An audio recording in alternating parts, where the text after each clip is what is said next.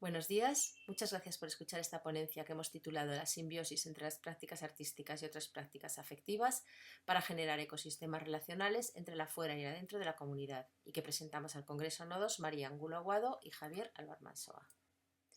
Esta ponencia está ligada a un trabajo de diseño y desarrollo de prácticas y procedimientos artísticos en contextos de exclusión para activar la participación ciudadana, y su parte práctica se lleva a cabo en el espacio de encuentro y participación del programa de personas sin hogar de la ONG Solidarios para el Desarrollo, que ha creado Arte en Cantarranas, un espacio de interacción comunitaria en el que personas que tenemos hogar trabajamos con personas que no lo tienen, realizando diferentes actividades artísticas que buscan generar experiencias compartidas y significativas desde las relaciones horizontales. La investigación consiste en ir diseñando y probando una serie de diferentes prácticas artísticas colaborativas y valorar en qué medida favorecen la participación social. Uno de los principales hallazgos de esta investigación es que la eficiencia de las prácticas artísticas aumenta exponencialmente cuando las entrelazamos y desplegamos simultáneamente una serie de prácticas afectivas destinadas a vincularnos y a sostenernos, porque somos sujetos sociales, relacionales, que necesitamos vincularnos al resto, y esos vínculos son los que nos sostienen vivos. Creemos que todas las personas tienen derecho a contar con oportunidades y apoyos suficientes para desarrollar libremente sus planes y proyectos en la comunidad, y proponemos las herramientas artísticas para acompañar, dar voz y tender puentes entre quienes tienen redes sociales y soporte comunitario y quienes carecen de los mismos. Las personas sin hogar tienen muy pocas cosas en común, pero siempre están atravesadas por tres características: la exclusión, el estigma que produce automarginación y la vulnerabilidad. La exclusión social es un proceso que vive quien no puede participar en la vida económica, social y política de su comunidad y no tiene apoyos para salir de dicha situación, lo que limita el ejercicio de sus derechos. Se produce tras sucesivas pérdidas. Primero se pierde el poder económico, se pierde la red relacional y se produce una ruptura motivacional, que es la que erosiona el sentido vital, el ánimo y la voluntad de reconstruir lo perdido. La cultura institucional o asistencialista lucha contra una de las causas de la exclusión y procura, sobre todo, cubrir las necesidades materiales, pero no trabaja para restituir la red relacional ni logra incidir en los factores motivacionales. Mantiene además la segregación y el aislamiento de las personas sin hogar mediante la institucionalización, que supone ausencia de dirección y control sobre las propias decisiones y sobre su propia vida. Se condiciona la inclusión de la comunidad a una serie de acciones como son los cursos, la superación de las adicciones o los cambios en la salud mental, que están obligadas las personas a acatar si quieren ser incluidas. Nuestra propuesta, sin embargo, parte de que para fomentar la participación comunitaria, necesitamos regenerar los vínculos rotos y, por tanto, desarrollamos una serie de prácticas en el taller que favorezcan, por una parte, la reconstrucción personal dirigida a crear motivación y, por otra parte, se propician interacciones y formas de relación que nos permitan generar redes de apoyo y sostener a las personas desvinculadas. El estigma está causado por la mirada prejuiciosa que la comunidad vierte sobre las personas que están excluidas, a las cuales además se culpabiliza de su propio proceso de exclusión. El estereotipo tiene un efecto inhibidor sobre la persona excluida, que no le permite los cambios y que le paraliza en cierta forma. El arte, sin embargo, nos permite derribar los estigmas y los estereotipos porque tienen la capacidad de provocar reflexiones profundas que nos permiten interpretar las realidades de diferentes ángulos. Y el trabajo artístico nosotros lo entrelazamos con cuidados y afectos, nos expone a realidades complejas que cuestionan las narrativas y las representaciones impuestas por la sociedad y nos ayuda a romper las etiquetas excluyentes. Por otra parte, las prácticas artísticas nos dan voz y nos permiten desplegar acciones de sensibilización para cambiar ese prejuicio y esa mirada censuradora que se vierte sobre las personas sin hogar. La última característica sería la vulnerabilidad. Todos somos inmensamente vulnerables, pero estamos sumidos en modos de vida que parecen ignorar que la interdependencia es la clave de la supervivencia y que todos necesitamos cuidar y ser cuidados en algún momento de la vida. Proponemos una serie de prácticas afectivas en el contexto del arte para, por una parte, promover el empoderamiento y la autodeterminación de aquellos que necesitan ser cuidados, de forma que puedan tomar las riendas de su propia vida, pero también, por otra parte, intentamos diseñar comunidades más sostenibles y cohesionadas que entiendan que la diversidad es un valor.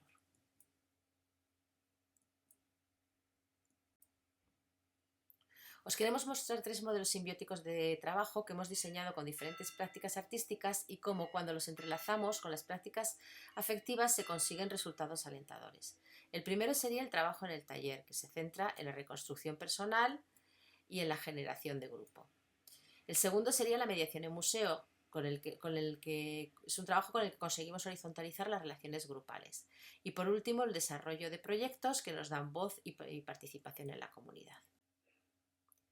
En un primer momento de la investigación, nuestro objetivo era solamente fomentar la participación social, pero nos dimos cuenta de que si no generábamos redes de apoyo, se producía la participación, pero no se mantenía la adherencia a la vida comunitaria, con lo cual decidimos que era importante añadir como parte de nuestros objetivos la valoración de qué prácticas eran las más capaces para engendrar los sistemas relacionales que son tan necesarios para vincular a las personas sin hogar con la comunidad.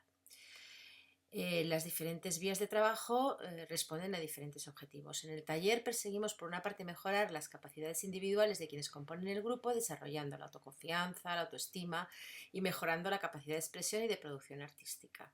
Y por otra parte, buscamos el apoyo del grupo para favorecer el sentido de pertenencia al grupo.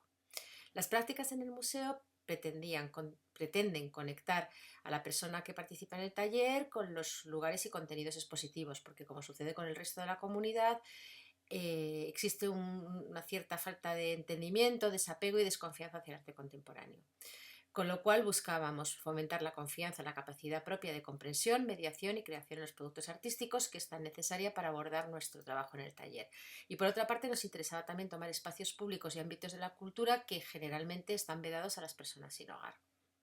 Además, nos dimos cuenta de que la mediación tenía un gran potencial para mejorar la interacción y la horizontalidad en el seno del grupo y buscamos integrar el diálogo, la reflexión grupal y los aportes mutuos entre quienes participaban en la visita de las exposiciones para generar experiencias emocionales que fortalecieran la empatía, la conexión y nos permitieran horizontalizar esas prácticas artísticas y sobre todo esas relaciones que en el taller estaban un poco jerarquizadas.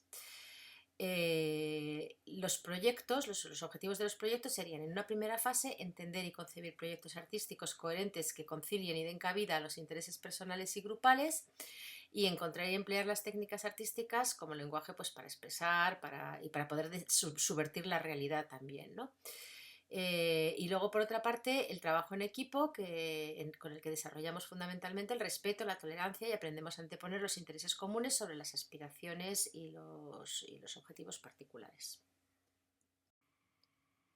A continuación explicamos cómo la unión entre prácticas afectivas y artísticas nos ayuda a conseguir la participación en las diferentes vías de trabajo. Y empezamos con el taller. En el taller partimos del agenciamiento y el empoderamiento individual mediante el trabajo en la identidad personal para ir poco a poco creando una identidad grupal. Nuestra actividad parte del ejercicio mental. Trabajamos con ideas y con conceptos y partimos del análisis de la identidad, de la situación vital y las relaciones con el entorno en una metodología basada en el debate, la colaboración y el intercambio de los conocimientos. Partimos de que existen una serie de capacidades inherentes a la práctica artística que ya de por sí son vinculantes. Aquí las hemos resumido, podrían ser la empatía, la co-creación y la transformación colectiva, la identidad compartida, la transigencia, el respeto, etc. Estas capacidades vinculantes del arte las reforzamos mediante otras variables. La primera sería la conformación de los grupos. Nuestros grupos son heterogéneos, intergeneracionales, pluriculturales y con diferentes niveles educativos. La siguiente sería la colaboración y la toma de decisiones comunes. Normalmente se abordan los trabajos mediante consenso de todo el grupo, cómo se van a hacer los trabajos, etcétera. Se trabaja siempre desde la horizontalidad. No conocemos los diagnósticos de salud física y mental, ni las adicciones, ni las situaciones vitales concretas de las personas que vienen en el taller, porque pensamos además que todos tenemos algo que aportar independientemente del lugar donde estemos en la vida.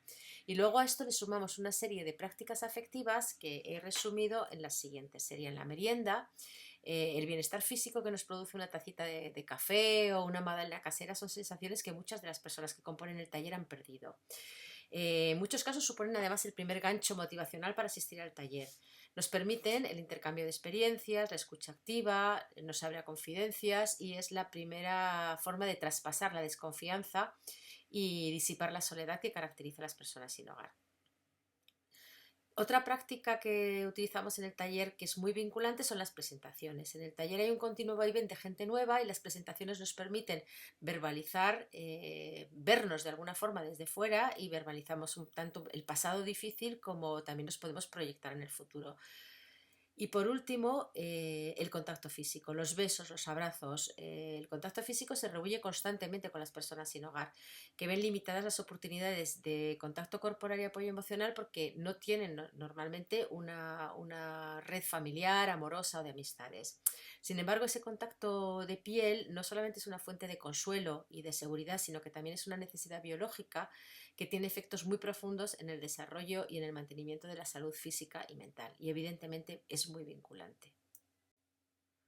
Una segunda vía de prácticas artísticas que impulsan la participación social son aquellas que llevamos a cabo en los museos y en los espacios de exhibición de arte. La motivación primera que nos lleva al museo es la necesidad de acercarnos a propuestas artísticas que sean inspiradoras y que nos conecten con el arte.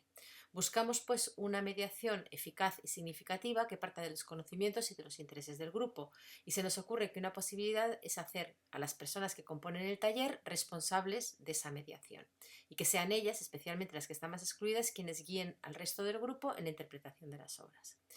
Pronto empezamos a darnos cuenta de que esas visitas guiadas no solamente son una eficaz herramienta de conexión con las propuestas y los contenidos del museo, sino que además nos sirven para horizontalizar las relaciones en el taller que de forma inevitable están jerarquizadas. La consigna que tiene la persona que va a realizar la mediación es que su mediación debe ser interesante y fomentar el debate.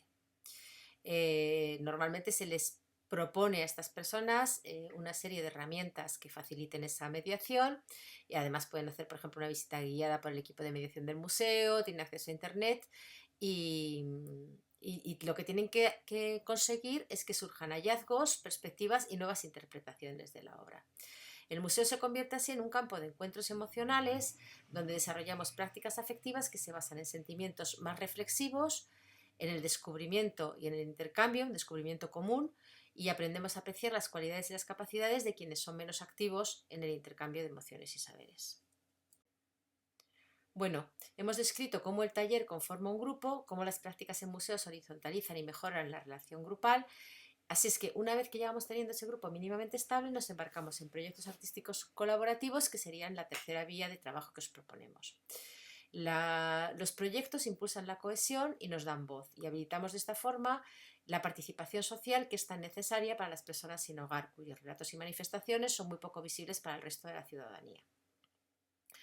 Creemos que las variables que más favorecen la capacidad de cohesión y estímulo grupal son la participación en todas las fases de un proyecto, en la investigación y diagnóstico, en el diseño del proyecto y planificación, en la producción y creación artística, que evidentemente es la más interesante, y también en la difusión y mediación. Por otra parte, la repercusión del proyecto. Es muy importante que el proyecto se pueda exponer en el espacio público, que tenga una cobertura mediática adecuada, de forma que las obras puedan dialogar con el público y desplegar su eficacia como herramientas de denuncia, reivindicación y sensibilización. Y por último, la autoría colectiva, que mejora la horizontalidad, porque tenemos que debatir, consensuar, quitamos, ponemos y sometemos al designio grupal. Eso nos ayuda y nos acostumbra al ejercicio democrático y al respeto y la tolerancia, que son la base de nuestra convivencia. Y para concluir, nos gustaría resaltar que la exclusión es desvinculación y que para traspasar el muro de dolor, traumas y desconfianza que caracteriza a las personas sin hogar debemos restablecer los vínculos rotos y poner el foco del cambio no en la persona excluida, sino en la sociedad que excluye. El arte actúa como un interconector emocional, cultural y social que enlaza el adentro y el afuera de la comunidad, creando espacios y situaciones que son laboratorios donde se hallar nuevas formas de convivencia. Y que este trabajo es un intento de divulgar qué prácticas artísticas son más eficientes para favorecer la participación en contextos de exclusión, pero no pretende ser un recetario, sino más bien una brújula o sistema de orientación que funcione como base para generar otras investigaciones, otros diseños y otras prácticas que os animo a proseguir. Creemos que la inconsistencia ética del sinhogarismo pone en evidencia el fracaso de una sociedad que no puede garantizar la participación de todas las personas en la comunidad.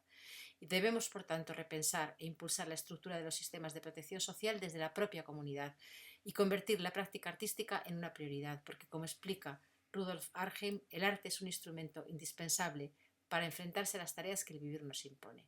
Muchas gracias.